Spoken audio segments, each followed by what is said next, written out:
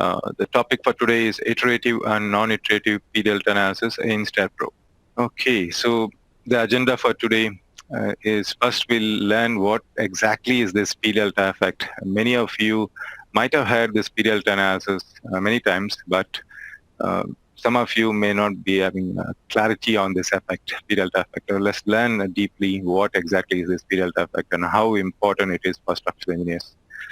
And then we learn the different types of P-delta effects. And then we learn the STAAD.Pro implementation of P-delta analysis. There are two methods, iterative and non-iterative methods. Both are implemented in STAAD.Pro and both are available in the basic STAAD.Pro. You don't need to go for STAAD.Pro advanced license. Just the basic STAAD.Pro is good enough to do both the methods. And let's learn the advantages and disadvantages of both the methods. And there are some notes which are common for both this analysis, which we'll go through it. And we'll then conclude the session, summarize where to use which method, and then we'll go for a question and answer session. Approximately, I would take 30 minutes to 45 minutes for today's session. Okay, thank you. So what exactly is this P-delta effect? Slender structures, like what you see on the left side of my screen. The height of the building is tall, but the width and length is relatively shorter. So in this case, the height of the building is 40 meters, a 10-story building, and the length is just 12 meter, and the width is also 10 meters. It's a square building. What you are viewing is actually the front view, the elevation view. It's not really a 2D. It looks like a 2D, but it's actually a 3D model. We are looking at the front view. So structures slender structures particularly, are subjected to lateral and gravity load. So when I say lateral, it could be wind load, it could be earthquake load, and gravity load. So when I say gravity loads, it could be dead load, live load, a combination of both. Okay. So slender structures subject to lateral and gravity loads often experience secondary forces. Note the word secondary forces, due to the movement of the point of application of gravity load. So the gravity load, which you can see the triangular flow load on my structure, okay, the green color triangular loads here. This is applied through the flow load command in STAAD.Pro. So these gravity loads shift its location from its original location to a new deflected location because of the lateral deflection caused by these lateral loads. Okay, so that creates secondary forces. P is the gravity load, delta is the lateral deflection. P into delta will create additional secondary moments in the structure. So that is called the secondary forces. Okay. So I repeat one more time. Slender structures subject to lateral and gravity loads often experience secondary forces due to the movement of the point of application of the gravity loads. This secondary effect is commonly known as the P-delta effect. Hope this is clear. In order to capture the P-delta effect correctly, very important thing is you should model the gravity load and lateral loads simultaneously. Generally, we model the gravity loads separately, the lateral load separately. Load number 1, dead load. Load number 2, live load. Load number 3, wind load in X direction. Load number 4, and wind load in Z direction. And so on, so earthquake load and 5, 6, etc., etc. So we are usually used to model the lateral load and gravity loads in separate load cases. That is the usual case. But in order to capture the P-delta effect, we should model them simultaneously. Don't misinterpret this by using the load combination command. Many of us use the load combination command to combine the gravity load and lateral load. Load combination command in STAAD.Pro combines the results. It doesn't combine the load. Hence, it will not capture the P-delta effect correctly. So you have to use the repeat load or reference load feature in STAAD.Pro to model the lateral load and gravity load simultaneously, to not use load combinations. Okay, so that is very important. So that's why in this structure, you can see this This picture where I have shown you the original geometry and also the deflector shape, and also you can see simultaneous presence of gravity load and lateral load. This is very important, and you should use your repeat load command in STAAD.Pro or reference load command in STAAD.Pro to model this lateral and gravity load simultaneously. Okay, then only we can capture the P delta effect correctly, because the lateral load will push the structure laterally, causing this delta, and then the gravity load changes its location from its original location to a new location, causing this P into delta effect, creating the secondary forces. Okay, so I hope this P delta effect is explained clearly. So for our structure, this 10-story building, you can see the delta, the lateral deflection due to the lateral load, okay, delta. So again, this delta is a two type of delta, which I'll explain in the subsequent slide. This delta is called large delta, okay? So there are two type of P delta effects. The P large delta effect, which we have just seen in the previous screen, and P small delta effect, which we'll learn now. It is always easier to view that in the picture. So let's take this small portal frame. Here we have a vertical load P, horizontal load V, and this horizontal load V causes a structure to deflect delta. Okay, this is the lateral deflection. This delta is called P large delta. Okay, and the vertical load shifts its location from its original location to a new location, causing this P delta effect. Okay, causing the secondary forces to be included. Okay, this is called P delta effect. Now let's see what is P small delta. This column itself will bend, isn't it? Like this or like this, and this, the bending effect of this column is called the small delta. Since this effect is small compared to this large delta, that's why it got this name called P small delta. Hope this is clear for you. And if you want to capture this large delta and small delta in one single picture, you can see this picture where it's the same similar portal frame where subjected to lateral load and gravity load. The gravity load is not shown here. Usually all our structures have gravity load. Okay. So this lateral load causes not only this large delta, but also this column bending effect, and that causes small delta. Okay, so these are two different effects, large delta and small delta. Okay, STAAD.Pro has both these effects captured by default.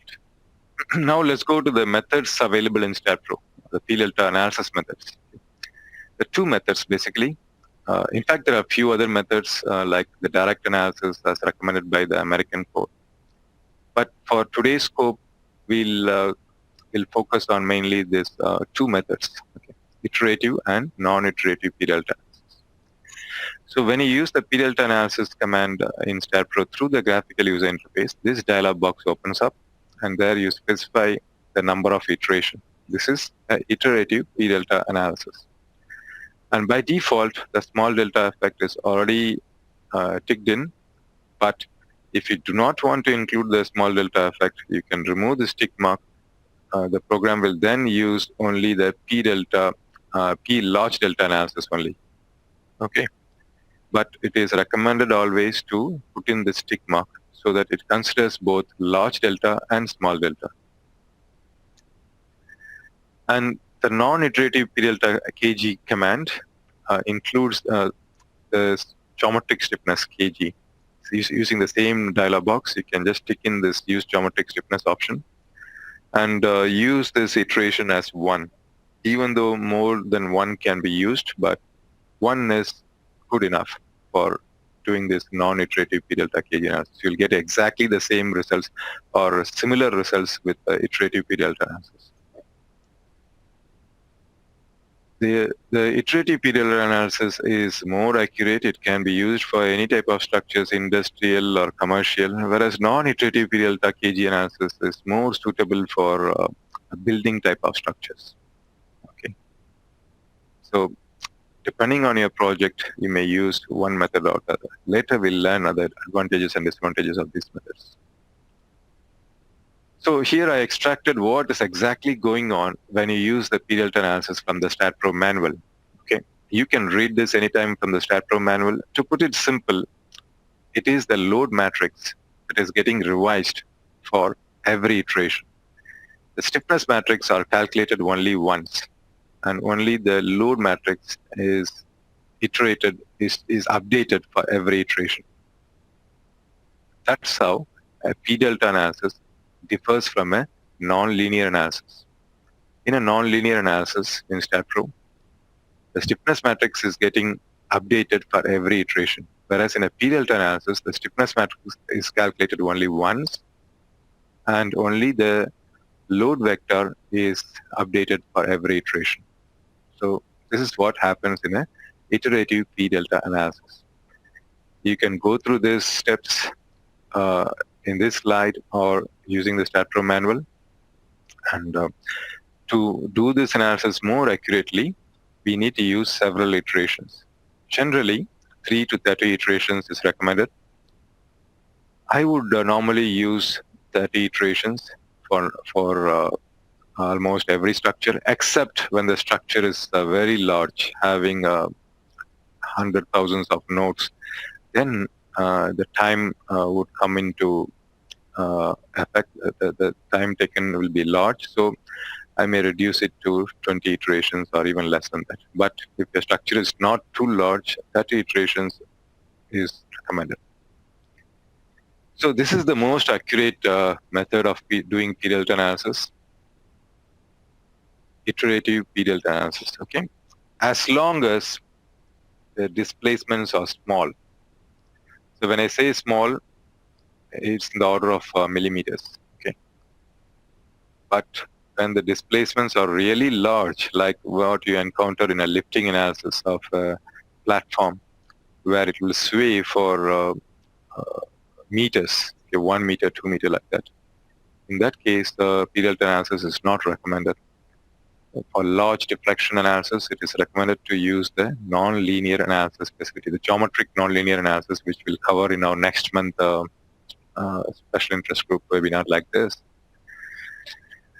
So that's what this method is recommended for small displacement problems. So that is suitable for building structures and industrial structures.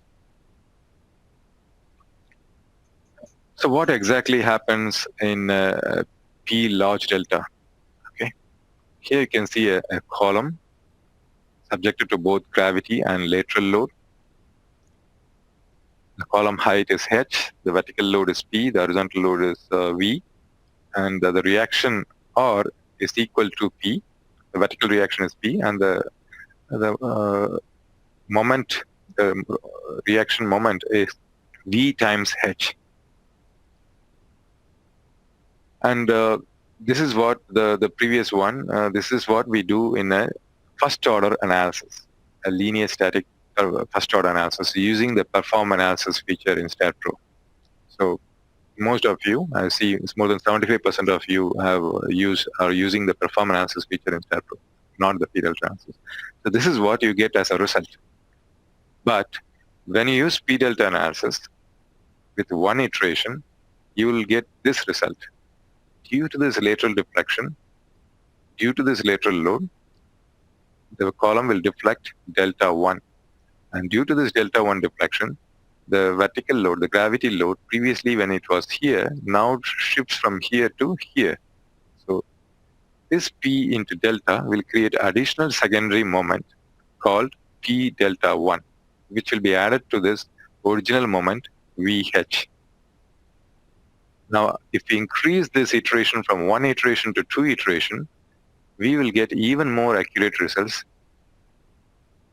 because the gravity load will shift its location even further because of the lateral load still acting on it, and may have still more deflection. In this case, delta 2. Already it has displaced delta 1, now it is displacing extra delta 2. So the moment will be now VH plus P delta 1 plus delta 2. Again, if we continue to increase this iteration, we continue to get more secondary forces, secondary moment, until one point where it will converge. So that's why it is recommended to use at least 20 to 30 iterations. Okay, so the final result will be reaction R is equal to P, that is same, but moment is equal to VH, V into height, lateral load into height, plus P into delta total. That's delta 1, delta 2, up to delta 30, okay, delta total. So this will be the total moment. And note that you will be missing this P into delta total moment in your first order analysis. Okay, so that is the error you will face when you don't use P delta analysis and when you use only performance analysis. And this error will be significant if your if your shift in your gravity load is significant. Okay, that means if your lateral load is strong enough to displace your structure at a significant displacement, and if your gravity load is also large, then the P delta effect will be large. Okay, that's why in my first slide I explained you the P delta effect. The first word I used is slender structures. Remember. Okay. Next, let's look at this small delta effect. Again, the same column with the vertical load P and the height of the column H.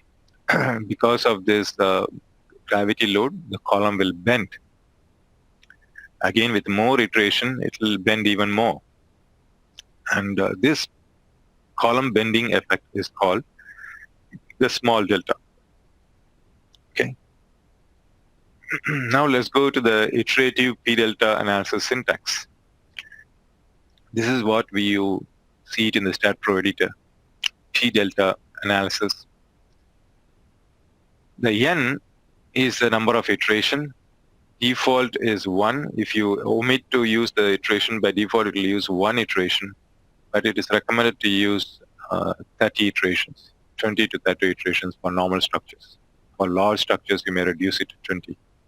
Okay, and then use either large delta or small delta. By default, a small delta is always considered because it's always ticked in the graphical user interface. But if you do not want to consider small delta, and you can remove the tick mark, and the STAAD.Pro will automatically write large delta in your editor. If you don't remove the tick mark, by default STAAD.Pro will write P delta 30 analysis, assuming that you are putting 30 iterations, small delta. Okay. So by default, small delta and large delta are considered, but you can choose to consider only large delta by removing the small delta option in STAAD.Pro. Okay. So let's see the advantages and disadvantages of P delta analysis. There's not much of disadvantages for iterative P delta analysis, except that for large models, it consumes more time. But now that with the speed of the computers, the latest computers, this is no more really a constraint, except that you analyze very, very large structures. The advantage is that is the best method. Okay, P delta analysis implementation is best by using this iterative implementation.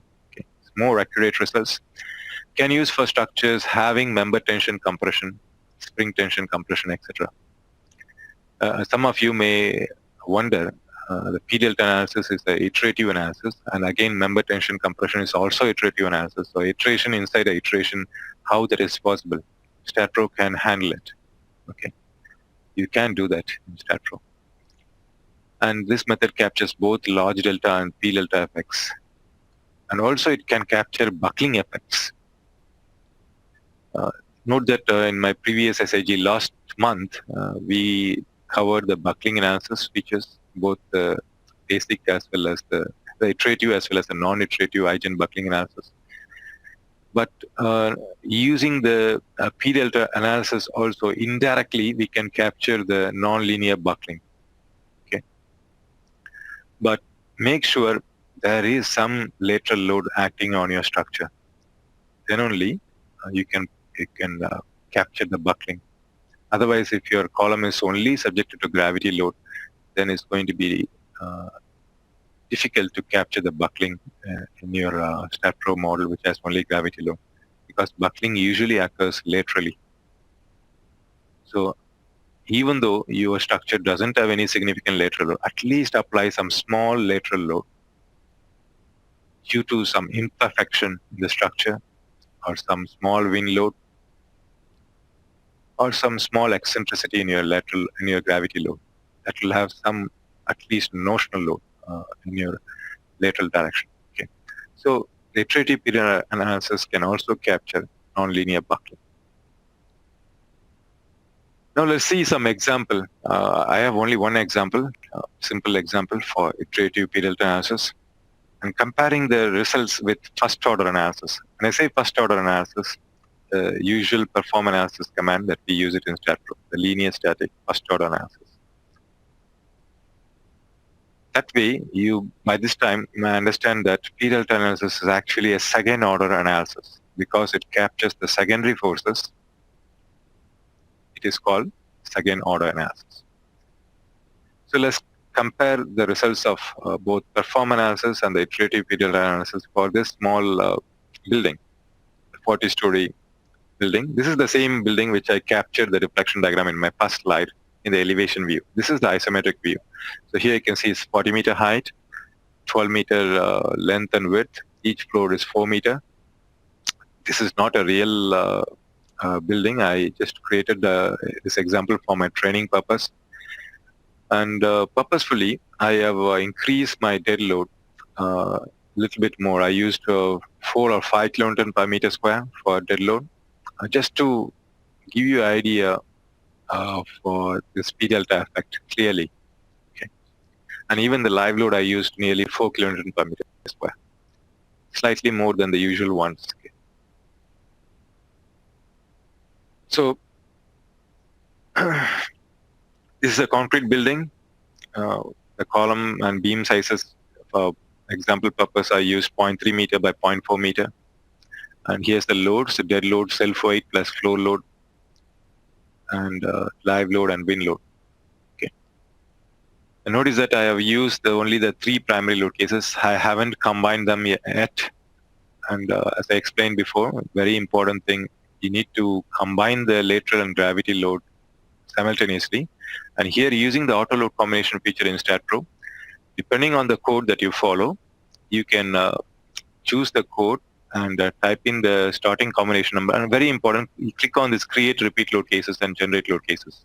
So create repeat load cases is very important. And now you can see I have generated the load combinations using repeat load. But if you're using Euro code, you need to use this user tools and use this macro to generate the load combinations using repeat load method again. Okay, don't use load combinations, use repeat load. Okay. And these are the options available for generating the load combinations per Euro code. Okay. Generate the combinations here. You can see I've generated 16 combinations as per Euro code. And now you can see all these combinations automatically generated using the macro in the utilities menu. And now I have just added the linear static first order perform analysis. And I'm going to fill up this table to compare the results of linear static first order and the second order P delta analysis. And I'm going to plot the difference. I'm going to capture the analysis time, the deflection, the support moment, and the maximum member moment. Okay. So I finished the analysis. Notice that there's no errors or warnings. And here's the post-processing results. Let's capture the deflection. Particularly, I'm interested in the lateral deflection. So I'm going to monitor only the X direction. So 125.99. So it is 126 millimeter. And then the support reactions, I'm going to be capturing only the MZ, maximum MZ, which is 153. Okay. And finally, the beam end forces, again, I'm interested only in the MZ moment, 194.172 and negative 137. I'm going to capture all this. I'm going to put it in this table.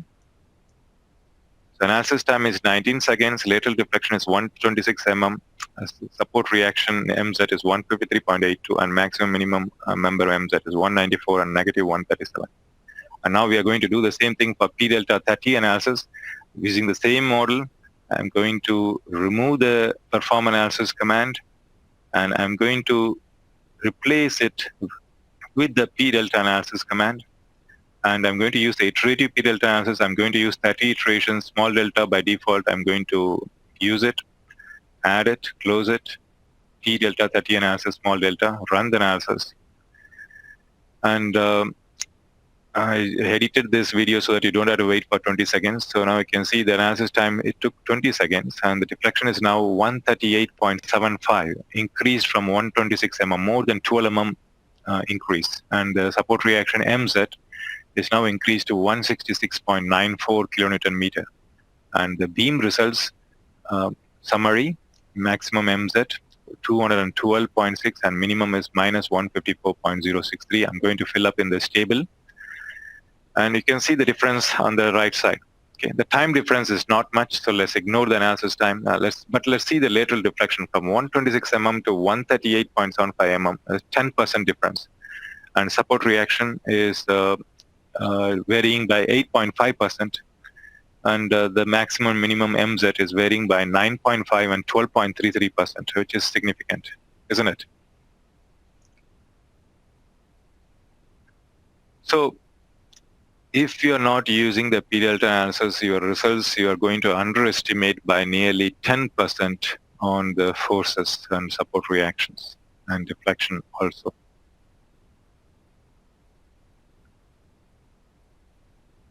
Now, let's move on to the next method of P delta analysis, that is P delta kg analysis. This is not an iterative method and applicable for building type of structures.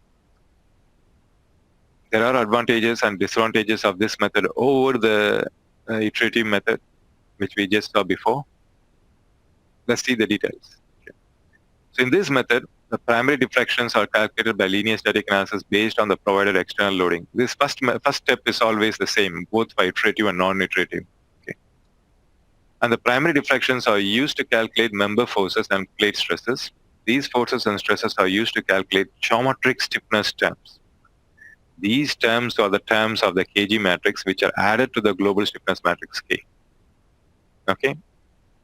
So this method is also called a stress-dependent P delta analysis. You can use this method to calculate the natural frequency of a structure due to the stress-deepening effect of the gravity load. So the syntax for the P delta kg analysis is simple. P delta kg analysis. There's no iteration required. By default, one iteration is used. Again, there are not much of disadvantages. Wait a minute, I'm wrong, sorry. There is one major disadvantage of this method, is that you can't use this method when your model has tension compression members, which is a significant disadvantage for industrial structures, because most of the users of STAAD.Pro use it for mainly steel structures, industrial steel structures, and many times the bracings are modeled as tension members. So this is a significant disadvantage for them. You can't use this method for structures having tension members. Let's see the advantages. For large models, this will consume lesser time because it's non-iterative. This will capture both the large and small P delta effect, just like the iterative method. This can also capture the buckling, which can be viewed from the deflection diagram. And also this method can be used to perform stress-dependent dynamic analysis, which is a good feature compared to the iterative method where we don't have this feature. Let's see the example again for this non-iterative P delta kg analysis, and again comparing the results with first order perform analysis. So I removed the second column in our table, P delta 30 analysis, and replaced it with P delta kg analysis, and the perform analysis values are retained here. Now we are going to fill up this row, this column, sorry, and then we are going to plot the difference. I'm going to use the same example, the same 10-story building for this, and I'm going to delete the P delta 30 analysis, the iterative P delta analysis. I'm going to, instead of deleting, I can simply edit it. Okay, and click on this use geometric stiffness and change the number of iteration from 30 to 1. That's it. Okay, save it, run the analysis. And now notice that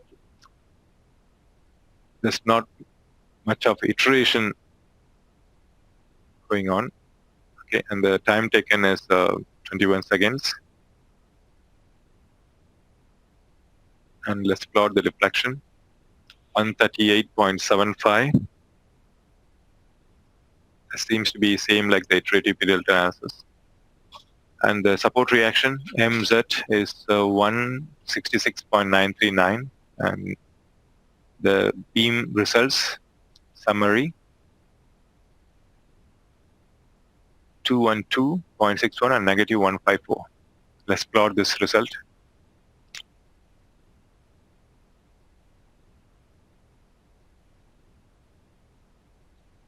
So you can see the P delta kg analysis has taken 2 more seconds compared to the first order performance analysis. That's fine. And but lateral deflection, see there is 126 is increased to 138. So it's 10% change in results, and support reactions also 8.5% difference, and the maximum minimum member MZ moment result is also 9.5 and 12.38% difference in results. Okay. So what does this mean? Both P delta kg as well as the iterative P delta analysis captures more forces and more deflection in the order of nearly 10%. Both these methods are giving higher forces and higher deflections for the same structure when compared to the linear static analysis. Now let's compare the P delta iterative analysis and P delta kg analysis, and you can see both are almost giving exactly the same. Negligible difference, sometimes almost 0% results, 0% changes, sorry, change in results. Okay, so negligible changes in the member forces or member moments also. So what does it mean? It doesn't really matter whether you use the iterative P delta analysis or non-iterative P delta analysis. Okay, all you need to do is just remember there's notes, okay, for both the methods. P delta effect can be correctly captured only if the gravity and lateral loads are modeled in the same load case. Reference load or repeat load specification can be used for this. P delta effect will not be evaluated correctly for load combinations. So do not use load combinations. I have seen many users writing to us that both the performance analysis and P delta analysis gives us the same result. And when I check their model, I noticed the mistake is they use load combinations. So you cannot capture the P delta effect correctly by using load combinations. You should change your load combinations to either reference load or repeat load. If you're not familiar with reference load, please watch my my last year SAG on applying load groups in STAAD.Pro. It's available on demand in Bentley website. Look for bentley.com website and look for the events on demand webinars. Events menu on demand webinars. So there you can see the applying load groups in STAAD.Pro SAG, where I clearly explain the reference load command. Okay, so P delta effects are computed for frame members and plate elements only. They are not calculated for solid elements or curved beams. Okay. So remember these notes when you use the P delta analysis. The most important thing is don't use load combinations. Instead, use repeat load or reference load. That's the most important thing for P delta. When the structure is having member tension compression, only the iterative P delta analysis can be used. You cannot use the P delta kg analysis. If you try to use it, it will give you error. Another note, when you have response vector analysis, use the P delta kg analysis. Place the gravity load causing the stress stiffening effect just before the response spectrum load case.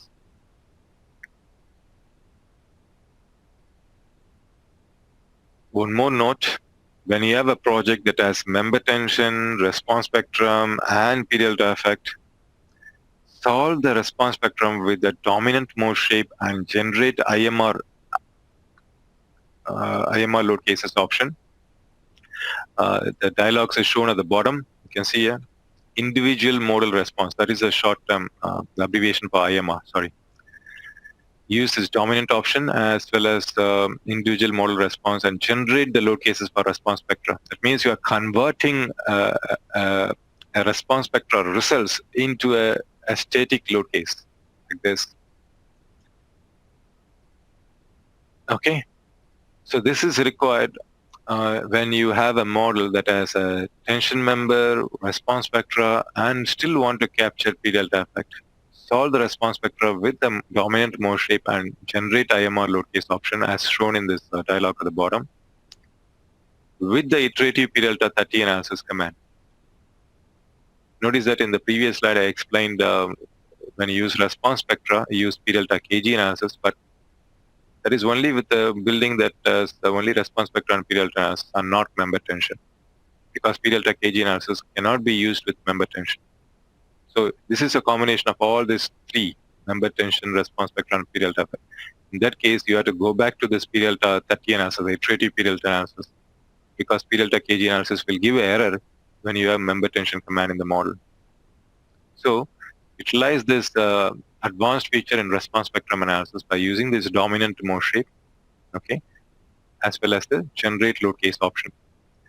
This way, we are generating the static load cases from a response spectral load cases, and using the repeat load command, we can then combine this generated response spectral load cases with the gravity loads and then do a P delta analysis. Okay.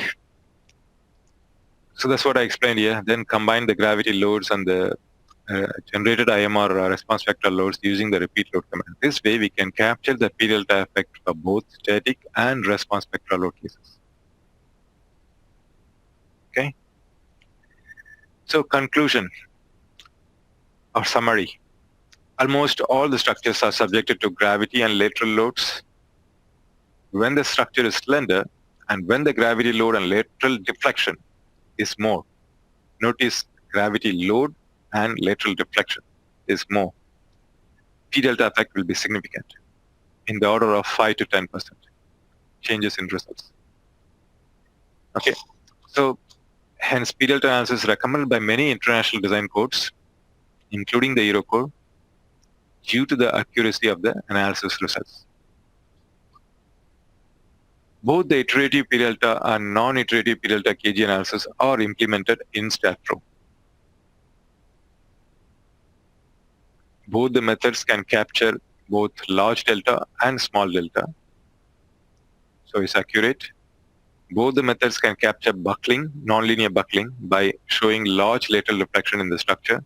Users should carefully view the deflection diagram to verify whether buckling has occurred or not. Sometimes even you can see the results diverge instead of converging.